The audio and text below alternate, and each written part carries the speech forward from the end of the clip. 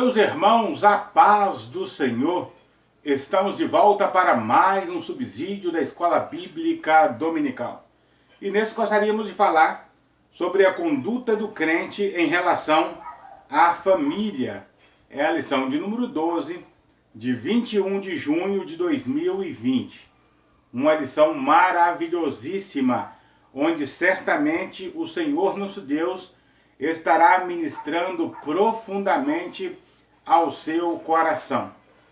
Nessa lição nós temos como objetivo geral mostrar que o relacionamento harmonioso está incluído no projeto divino para a vida cristã.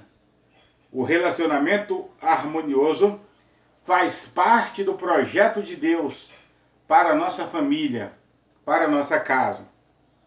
Como objetivos específicos, nós temos aí, primeiro, refletir sobre a conduta bíblica prescrita aos maridos. Como que os maridos devem se conduzir no lar? Como que os maridos devem se portarem no lar? E, em segundo momento, demonstrar como a mulher casada é comparada à igreja do Senhor Jesus Cristo. E, por fim, orientar a conduta dos pais e dos filhos no ambiente familiar. Antes, porém, eu gostaria de pedir a você que não se inscreveu no meu canal ainda, que se inscreva. Ao inscrever, ative o sininho para que você possa receber as notificações de tudo que postarmos aqui para a glória do nome do Senhor nosso Deus.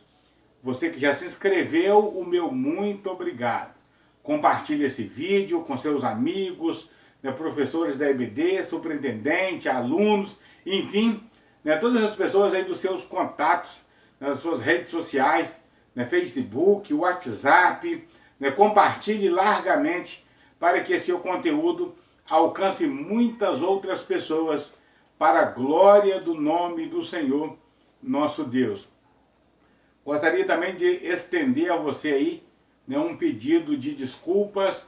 Na lição passada, lição de número 11, não foi possível a gente fazer o conteúdo devido a alguns compromissos, mas dizer a você que na terça-feira próxima agora, eu estarei ministrando a lição de número 11, no templo sede da Assembleia de Deus.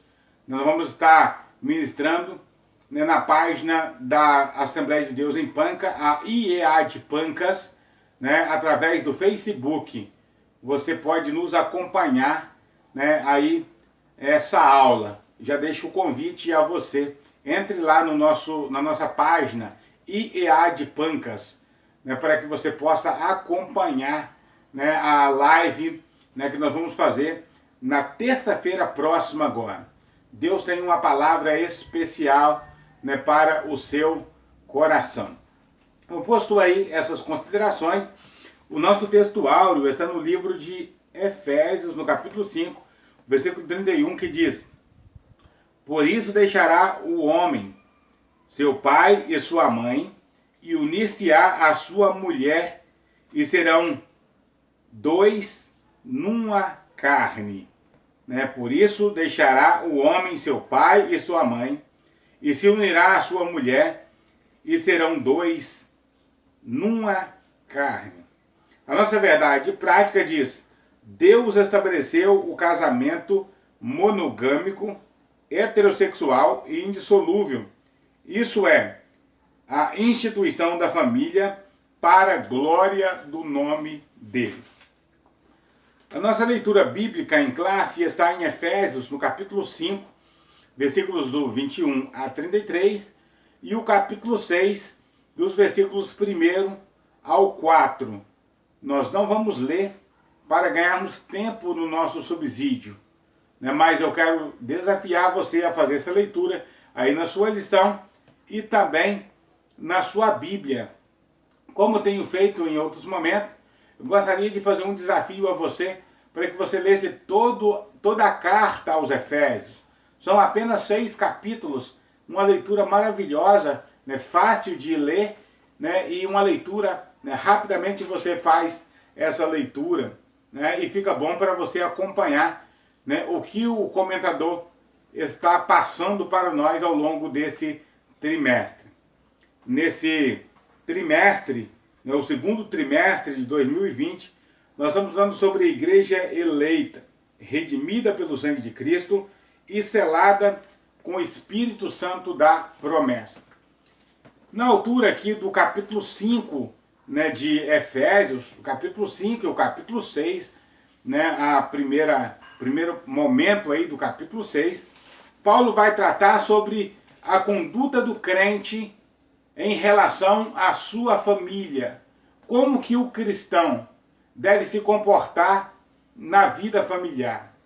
E aí ele vai estabelecer alguns parâmetros, alguns critérios, né, que a professora Marta Suana, no seu livro Maneiras e Costumes Bíblicos, né, tempos, maneiras e costumes bíblicos, né, escrito aí, né, pelo IBAD, né, um dos conteúdos do curso médio em teologia, ela vai chamar de papéis, né, papel do marido, papel da esposa, o papel dos filhos.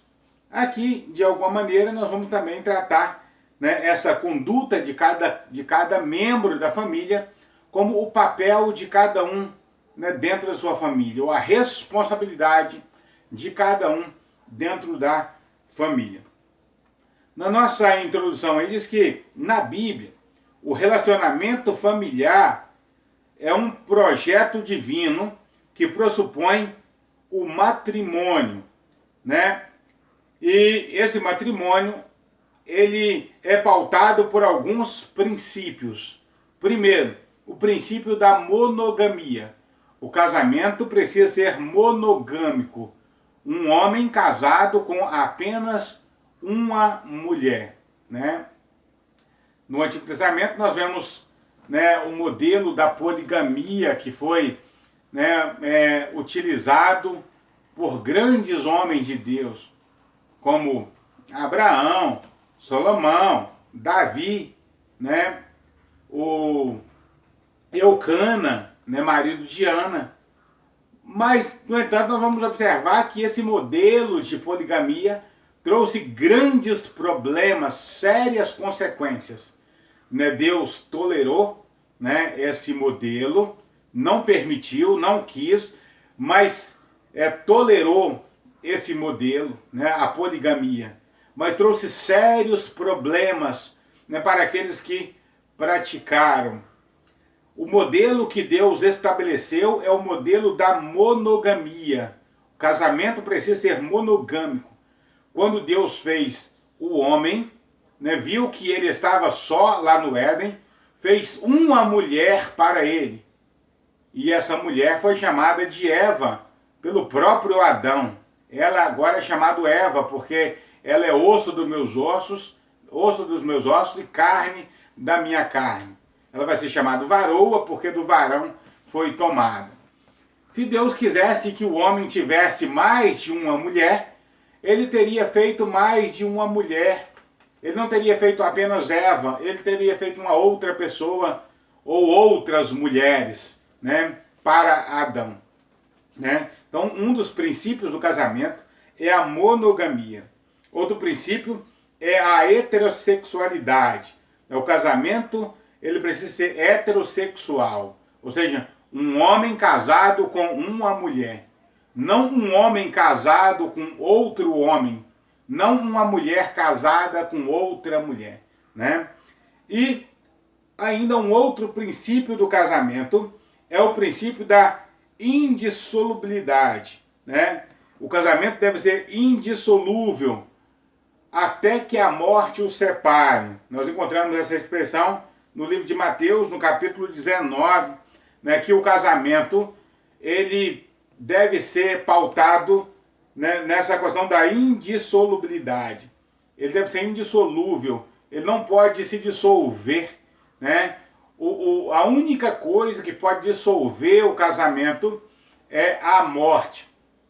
O divórcio, né, que é um escape nesse tempo moderno que nós estamos vivendo, é um escape que contraria a vontade de Deus. É um escape que não encontra respaldo na palavra de Deus, uma vez que é utilizado por causa da dureza do coração dos homens, segundo o próprio Senhor Jesus, né? Bom, posto aí as considerações da nossa introdução, o nosso primeiro ponto aí vai falar sobre a conduta do crente como marido, né? Como que o crente ele deve se portar como marido. Primeiro, o papel do marido como líder da família. Como líder da família, o marido precisa ser provedor. Ele deve prover os alimentos para sua casa, né? Prover o cuidado para sua casa, né? Tudo que o lar precisa. O marido, ele deve ser o provedor, aquele que busca a provisão, né, para o seu lar. Uma outra coisa que o marido precisa ser é defensor. Ele precisa defender a sua família, defender a sua esposa, defender os filhos, né, defender a sua casa. Ainda uma outra coisa, né, um outro papel do marido é ser sacerdote do lar, né, orar constantemente. Lembra de Jó? Né, Jó orava pelos seus filhos, intercedia pelos seus filhos de madrugada, porque dizia: quem sabe os meus filhos têm pecado contra Deus. Ele oferecia sacrifício, né, pelos seus filhos.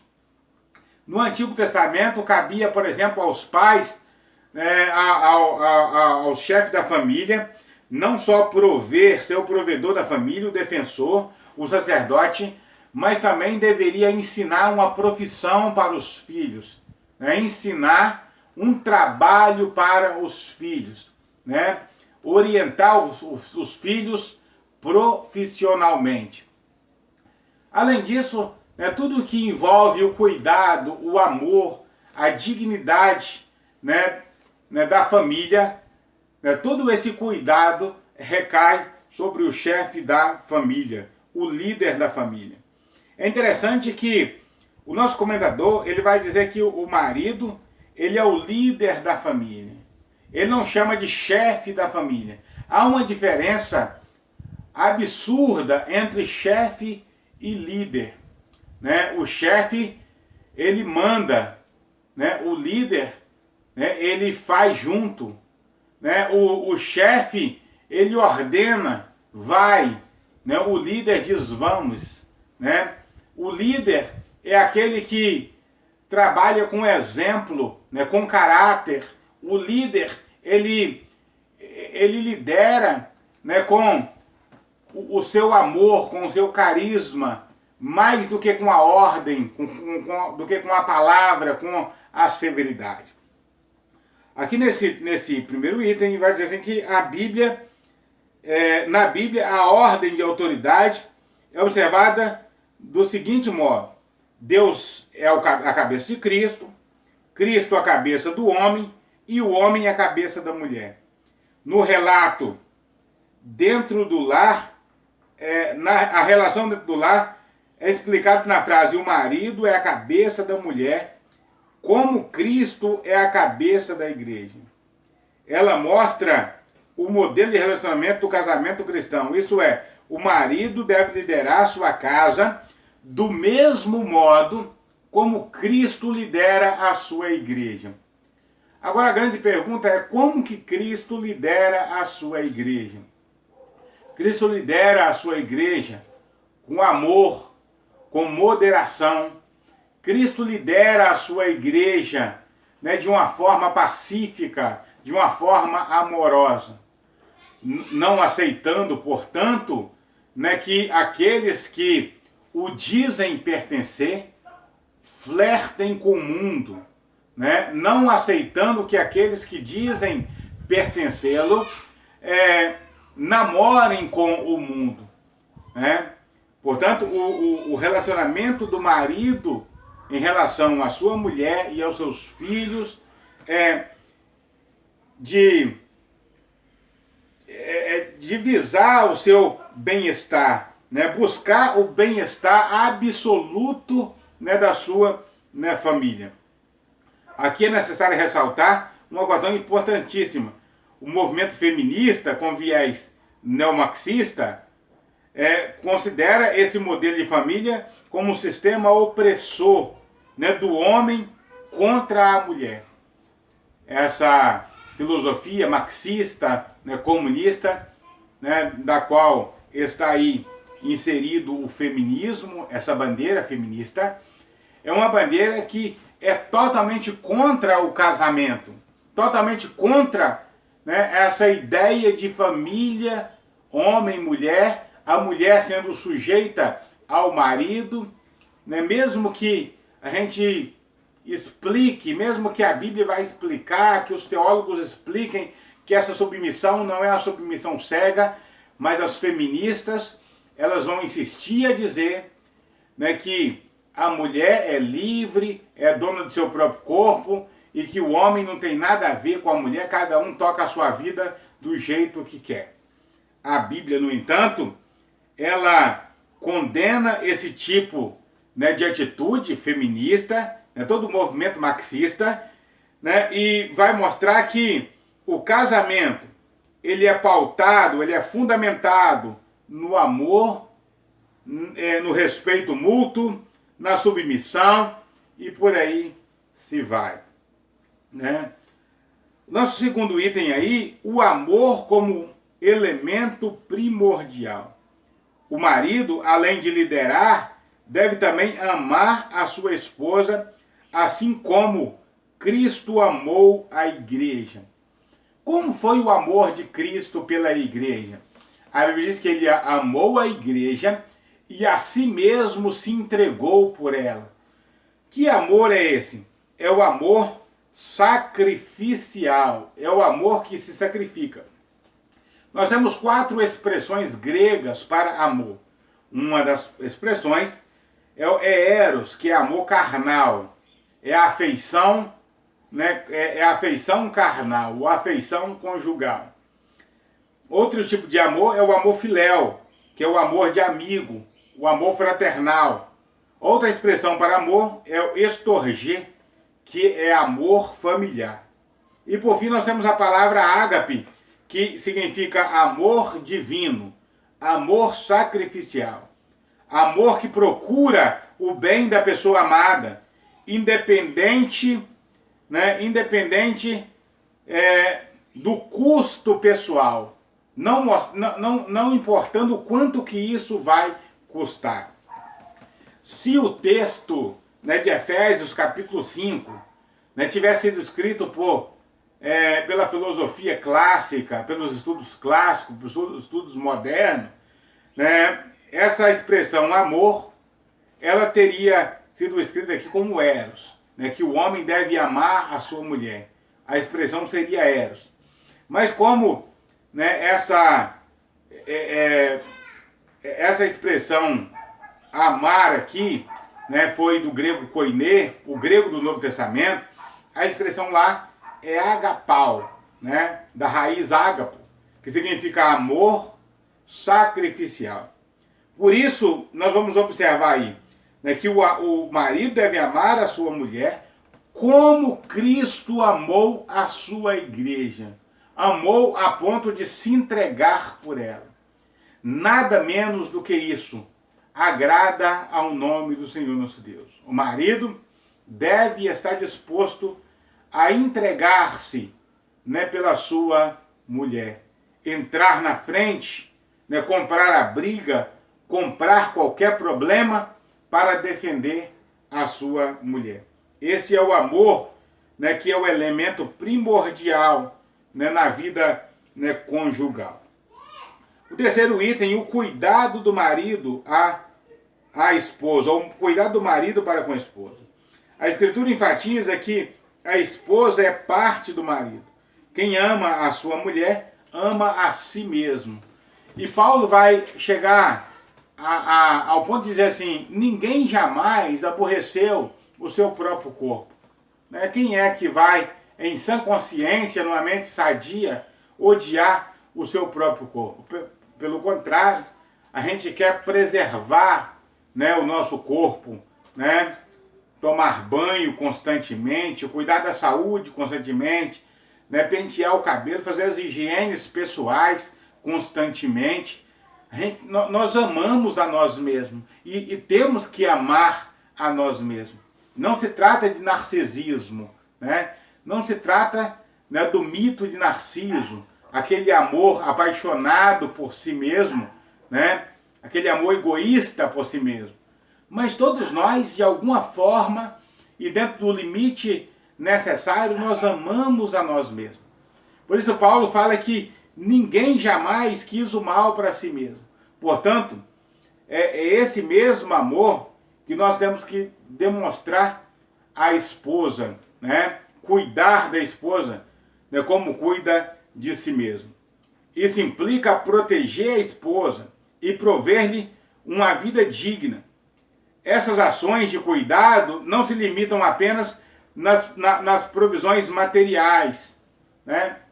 Alguns maridos acham que apenas prover a casa, né? Apenas trazer as provisões, os alimentos para casa já é necessário. Não. A provisão, o cuidado para com o cônjuge vai além dos bens materiais, né? Trata-se de provisão de afeto, né? Afetividade, né? Carinho, né? Honra, né? Honrar a mulher, respeitar a mulher, trazer dignidade a ela. Há maridos que não respeitam a sua esposa, trata-a com desdém, né? Grita com a esposa, né? Diante de pessoas amigas ou não, né? Trata com grosseria. Essa não é a vontade de Deus. Esse não é o modelo bíblico, né, para o casamento. O modelo bíblico é que o homem deve cuidar da sua esposa como cuida do seu próprio corpo, né? Então aqui nós lemos o seguinte: essas ações, né, de cuidado não limitam as provisões materiais, mas igualmente ao afeto, à consideração, à honra, dentre outras coisas. Tal demonstração de amor deve ser sincera, tanto em público quanto em particular, permanentes enquanto ambos viverem. Há aqueles que, em público, trata a esposa como uma princesa, né? Quem vê, né, quem observa o tratamento desse homem para com a mulher, diz: puxa, esse homem é o homem que toda mulher gostaria de ter. Mas se perguntar a essa mulher, né, quem é o marido, ela vai dizer: é porque você não comeu, né, um saco de sal com ele, como eu já comi. Né? Você está dizendo assim porque você não o conhece. Né? Trata em público de um jeito, no privado, no particular, é uma tormenta, é uma situação totalmente complicada. Deus deseja que eu, né, como marido, e que você, marido, né, trate a sua mulher com afetividade, com honra, com respeito, com dignidade, provendo a ela uma vida digna, não apenas de bens materiais. Às vezes, os casais, né, materialmente, financeiramente, nem vivem uma vida digna, sofrem muito, não têm dinheiro, né, passam por situações constrangedoras financeiramente. Mas esses mesmos lares, né, cuja finança é precária, pode ter amor, pode ter respeito, afetividade e todas as outras coisas que o dinheiro não pode comprar. Que os casais abastados financeiramente não podem ter, né, se não tiverem aquilo que você, mesmo sendo pobre, tem, honrando, respeitando, enfim. O nosso segundo ponto vai falar sobre a conduta da crente como esposa. Mas nós falamos da conduta do homem, o papel do homem. Agora vamos falar do papel da mulher. De acordo com a analogia paulina, em relação ao matrimônio, a mulher casada é comparada à igreja de Cristo. Nesse ponto, veremos a conduta requerida da mulher. Primeiro, o conceito de submissão. A Bíblia diz que a mulher deve se submeter ao seu marido, como Cristo, como a igreja se submete a Cristo. É bom que se diga que submissão não é subserviência, né? Submissão não significa escravidão. Algumas pessoas, alguns maridos acham que, pelo fato da Bíblia dizer que a mulher é submissa, ela deve ser uma escrava, né? Tudo ele quer na mão, né? Tudo do jeito dele e na hora dele, porque a mulher é submissa. Submissão não é subserviência, não é escravidão. Submissão significa missão de apoio. Portanto, a esposa sábia é aquela que apoia a missão do marido, apoia o trabalho do marido, apoia o ministério do marido, apoia as decisões que o marido toma. Isso é ser submissa, é apoiar a missão, né, que o marido tem. As escrituras ensinam a sujeição de uns dos outros no temor de Deus, né? A submissão deve ser no temor de Deus. Não é a submissão cega, a submissão pela submissão. A submissão deve ser no temor de Deus. Nessa perspectiva, alguns exemplos de submissão são apresentados: das esposas aos maridos, dos filhos aos pais, dos servos aos senhores. No caso das esposas, a submissão deve ser assim como a igreja está sujeita a Cristo. Portanto, aqui não se trata de uma submissão irracional ao domínio de alguém, mas voluntária e de grata aceitação do cuidado do marido. Por isso, nada há de depreciativo nessa conduta, pois retrata o alto nível de relacionamento entre Cristo e a sua amada igreja. Ora, qual mulher não gostaria, né, de ser submissa a um homem que a ama, que a respeita, que a trata com dignidade, né? Não fica difícil ser submissa a esse tipo de atitude. Por isso a Bíblia diz que a mulher deve ser submissa ao marido, como a igreja é submissa a Cristo. A igreja é submissa a Cristo porque Cristo a ama, porque Cristo a respeita, Cristo a trata com dignidade, né? A igreja, ela se submete voluntariamente a Cristo, né? Não como uma escrava, né? Mas ela se oferece ao serviço de Cristo, uma vez que ela entende o amor de Cristo, né, por ela. Nosso segundo item aqui, nesse ponto, vai dizer sobre a conduta da mulher cristã, né? Ou a condição da mulher cristã, melhor. Na cultura judaica, a mulher ocupava uma posição secundária e era parte da propriedade de um homem. O homem podia vender a sua própria mulher, caso ele quisesse, ele podia vender a sua própria esposa, podia vender as filhas. Lembra de Labão? Labão vendeu as próprias filhas, né, para Jacó. É claro, Jacó era primo, né, de Labão, né? Ele era, aliás, sobrinho de Labão. Ele era primo das meninas, né, Raquel e Leia. No entanto, Labão, ele vendeu as filhas, né, para Jacó.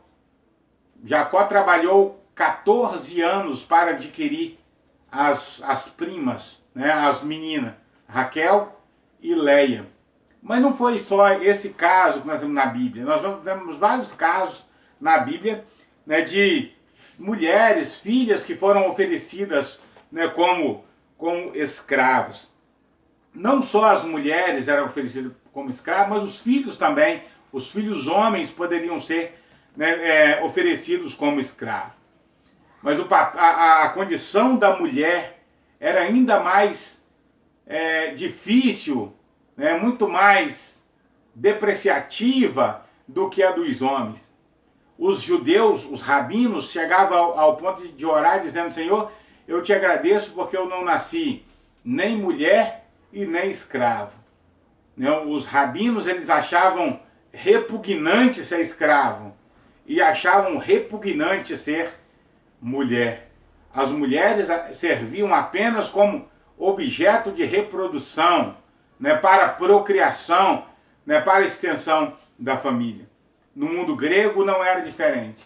Os gregos, alguns filósofos gregos, diziam que a mulher estava em algum lugar entre o animal e o homem livre. Né? A mulher estava em algum lugar entre, né, o animal e o homem livre. Esse era o absurdo que, né, os gregos chegavam, né, em relação à mulher. Eles achavam que as mulheres eram desalmadas, ou seja, que as mulheres não tinham alma. Alguns filósofos gregos e até mesmo os imperadores romanos preferiam relacionamento homossexuais do que relacionamento com as mulheres. Né? Usavam as mulheres apenas para procriação, né? De uma forma totalmente abusiva e apenas para procriação. Né? Alguns, né, filósofos e até mesmo alguns imperadores romanos, né, preferiam o relacionamento homoafetivo, né, como forma, né, de expressar, né, o seu relacionamento, né, conjugal. Agora, no Novo Testamento, nós observamos que Cristo ele deu real valor à mulher. Né, tem um livro, E Se Jesus Não Tivesse Nascido, não me lembro o autor, nesse livro, né, o autor ele vai falar da maneira como Jesus mudou a condição da mulher. Paulo ele vai dizer que em Cristo não há macho e nem fêmea, né? Nem grego, nem judeu, nem bárbara, nem cita, porque todos somos um em Cristo Jesus. A mulher cristã, né, desfruta, né, de plena liberdade em Cristo e não está sujeita a nenhum sistema de escravidão. Eu ousaria dizer que não só a mulher cristã, né, mas toda mulher, ela só é escrava se ela quiser ser escrava, né? Ela só vive debaixo de uma escravidão se ela não quiser ser livre, né? Porque se o Filho vos libertar, verdadeiramente sereis livres. Quando a mulher entende a sua dignidade, quando a mulher entende que ela é livre, ela não se deixa escravizar por nada e por ninguém, depois que ela conhece a palavra de Deus. Né? O nosso terceiro e último item, né, do segundo ponto, vai falar sobre a reverência devida ao marido. Essa reverência consiste em estima e respeito para com o marido. A reverência que a Bíblia diz, cada uma reverencia, e a mulher reverencia o seu marido, significa que a mulher deve estimar, respeitar o seu marido. Uma mulher que respeita o marido é aquela que não o deprecia, que não o humilha, nem em público, nem em particular. Há aquelas mulheres que elas amam depreciar o marido, colocar defeito no marido, principalmente quando estão junto com outras colegas, com outras mulheres, com outro grupo de pessoas. Elas amam a colocar algum defeito no marido para envergonhá-lo em público, ou mesmo em particular, destratar, não respeitando, não honrando o marido. A reverência que a Bíblia diz aqui é que a mulher deve tratar o marido com estima e consideração, ou com respeito, com reverência. O amor do marido para com a esposa deve ser altruísta, e esse amor serve ao propósito divino de capacitar a esposa a ser recíproca. O homem que assim se porta, coopera para que a mulher o reverencie. É interessante que essa reverência, da mulher para com o marido, parte de uma reciprocidade, ou seja, do amor que esse marido devota a ela. Quanto mais nós somos amados, a tendência é nós amarmos mais ainda. O contrário também é verdade. Quanto mais nós somos odiados, depreciados, humilhados, a tendência é a gente replicar essa humilhação, né, para frente. Aqui no finalzinho diz que significa que a esposa participa das decisões da família, porém não procede como opositora, nem desautoriza a autoridade do marido. Há mulheres, né, mães, que o pai diz, né, para o filho não fazer alguma coisa, a mãe diz, não, você pode fazer, meu filho.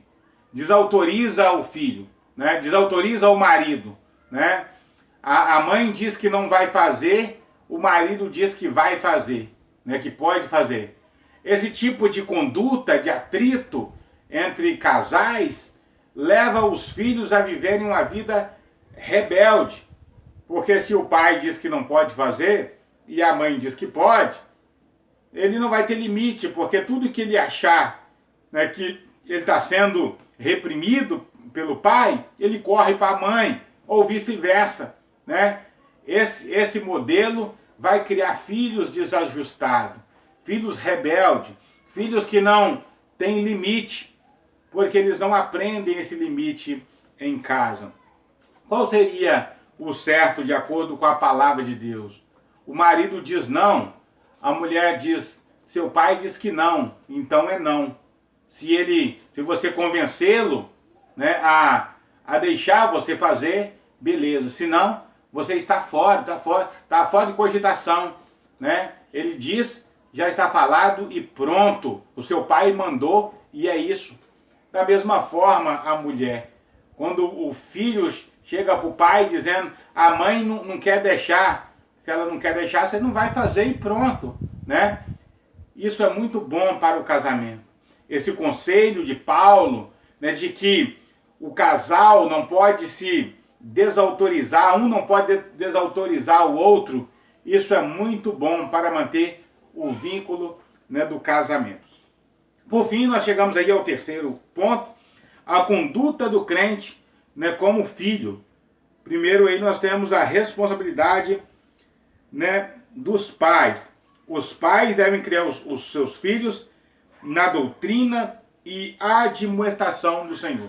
Aqui nós temos duas palavrinhas, né, que são bem explicadas aqui no nosso conteúdo, que é a palavra doutrina, do grego paideia, que significa orientação, ou treinamento para desenvolvimento do caráter e pronta obediência das normas.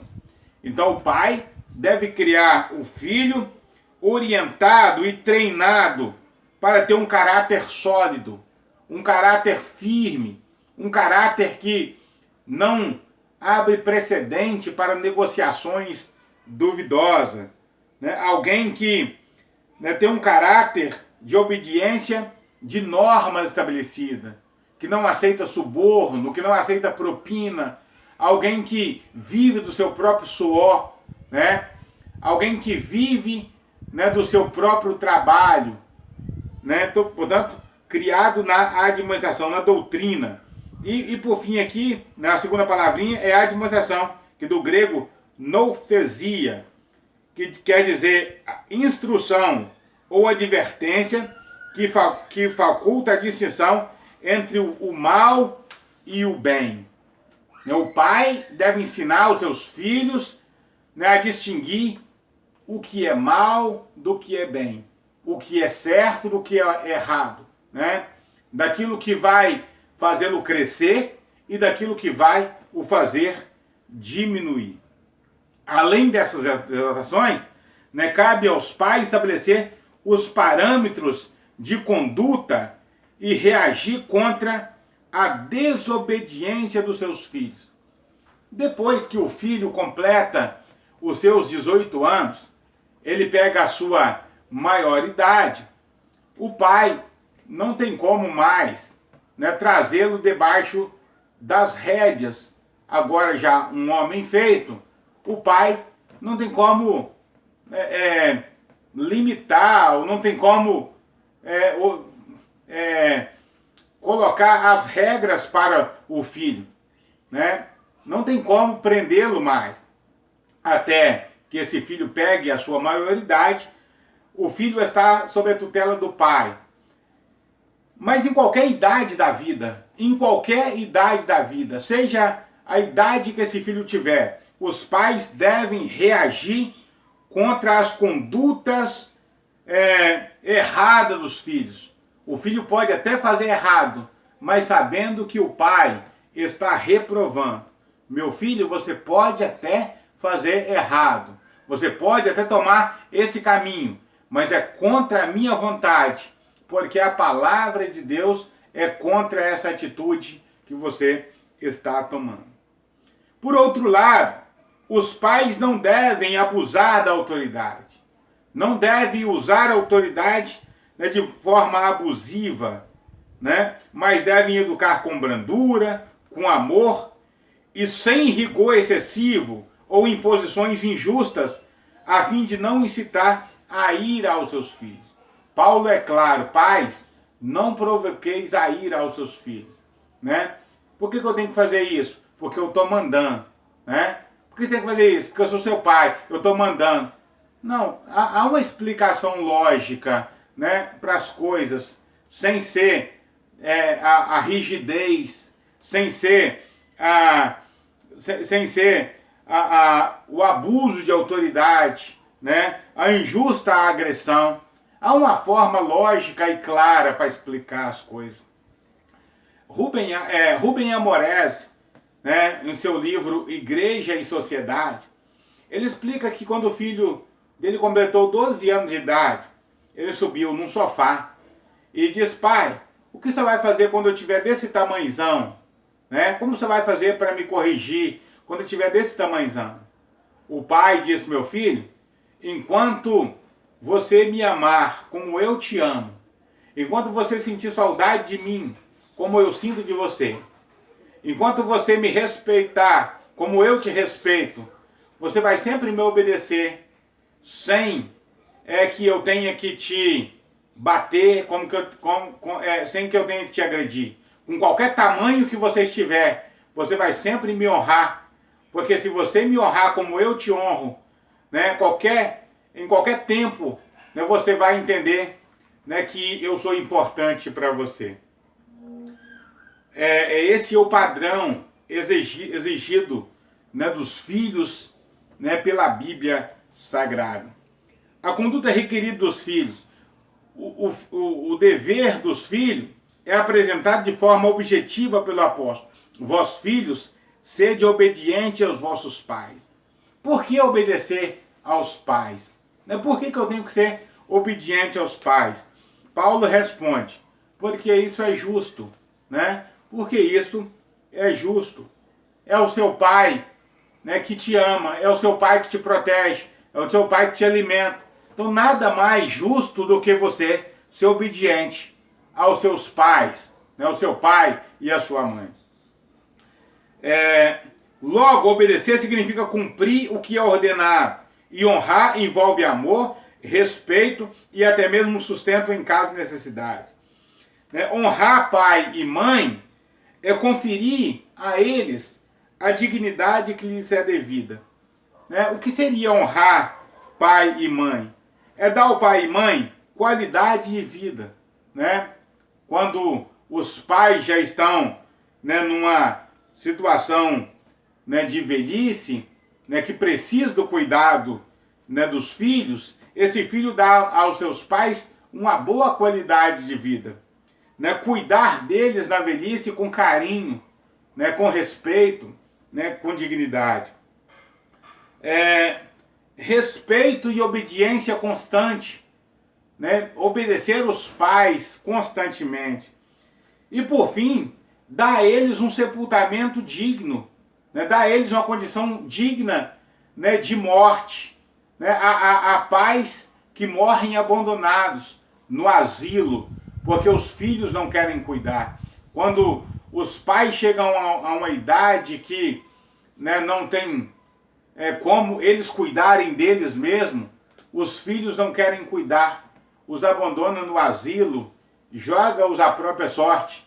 e eles morrem para lá e são sepultados, né, de forma indigna, de forma desonrosa. Né? Honrar pai e mãe é um mandamento da palavra de Deus. E aqui nós temos os mandamentos, né, o mandamento com promessa. Né? Por que o filho deve honrar pai e mãe?